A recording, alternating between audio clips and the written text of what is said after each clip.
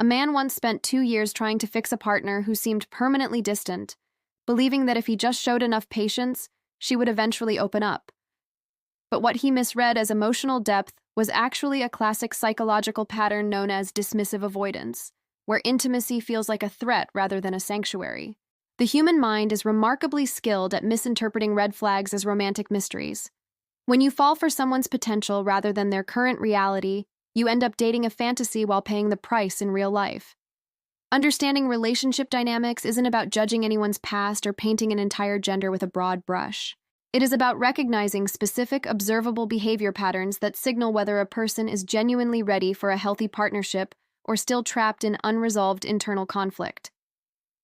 The first pattern often presents itself as a lifestyle preference, but psychology reveals a deeper story. When someone constantly needs to be surrounded by late-night environments, high stimulation, and endless social validation, it is rarely just about having fun. Behavioral researchers refer to this as sensation-seeking behavior, which is frequently used as an unconscious coping mechanism to avoid stillness. In quiet moments, suppressed emotions and unresolved thoughts rise to the surface. By keeping the music loud and the environment fast, a person can outrun their own internal landscape. The problem arises when you attempt to build a calm, stable future with someone whose emotional baseline requires constant chaos. A relationship built on excitement alone will inevitably crumble when real life demands quiet consistency, accountability, and depth. Then there is the subtle shift in daily communication that many men overlook until it is too late. You might notice a partner who becomes excessively guarded with her personal interactions, keeping her digital life entirely shielded while framing secrecy as a basic need for privacy. While healthy boundaries and privacy are essential components of any mature relationship, hyperdefensiveness and secrecy are entirely different matters. Attachment theory shows that severe secrecy often stems from a fear of exposure or a history of compartmentalizing relationships. When someone operates in the shadows, it creates a subtle shift in the dynamic where transparency feels like an interrogation to them, and honest connection feels impossible to you. You end up walking on eggshells, constantly wondering what is being hidden, which slowly erodes the foundation of trust before a real relationship can even begin. Consider what happens when you look closely at someone's inner circle. Social psychologists have long studied emotional contagion, the phenomenon where individuals mirror the attitudes, behaviors, and values of the people they spend the most time with. If a person surrounds themselves exclusively with friends who express deep cynicism toward commitment, celebrate dishonesty, or constantly mock healthy relationship dynamics, those mindsets will eventually spill over. It is almost impossible to maintain a grounded, healthy perspective on love when your daily sounding board is telling you that trust is a weakness and loyalty is outdated. You aren't just dating an individual, you are entering an ecosystem. If that ecosystem is built on resentment and instability, the relationship will eventually catch the infection. Equally revealing is how a person handles conflict and standard everyday frustrations. Frequent, chronic complaining is often dismissed as a harmless habit or just venting, but in cognitive psychology, it indicates a pervasive victim mindset. Someone trapped in this cycle views life as something that continuously happens to them, rarely taking responsibility for their own emotional state or choices. In a relationship, this mindset eventually turns inward. When challenges arise, instead of collaborating to find solutions, a chronic complainer looks for someone to blame. If every past relationship ended because everyone else was toxic, crazy, or unreasonable, the common denominator isn't bad luck. It is an inability to self-reflect, and eventually, you will become the next villain in their story.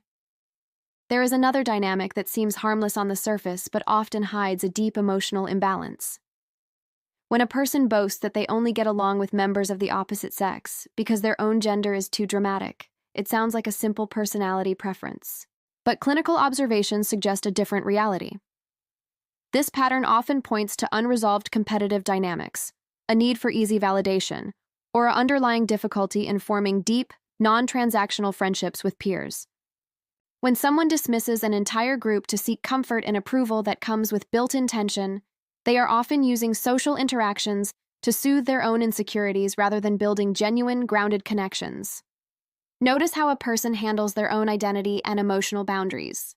Extreme behavioral shifts, moving between total independence and extreme submissiveness, or sudden emotional coldness followed by intense clinginess are strong indicators of anxious avoidant attachment styles. People who fluctuate between these extremes often struggle with self-regulation.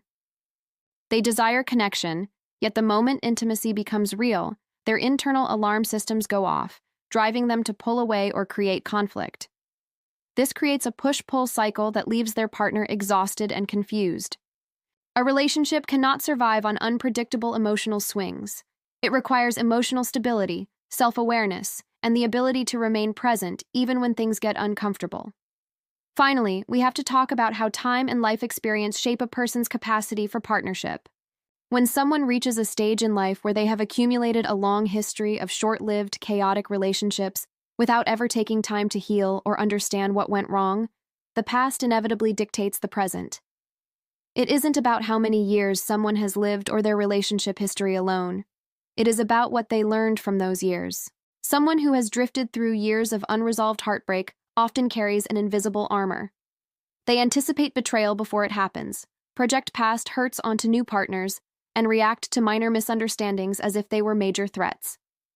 Building a secure future with someone who is still fighting the ghosts of their past is like trying to build a home on a foundation that is actively shifting beneath your feet.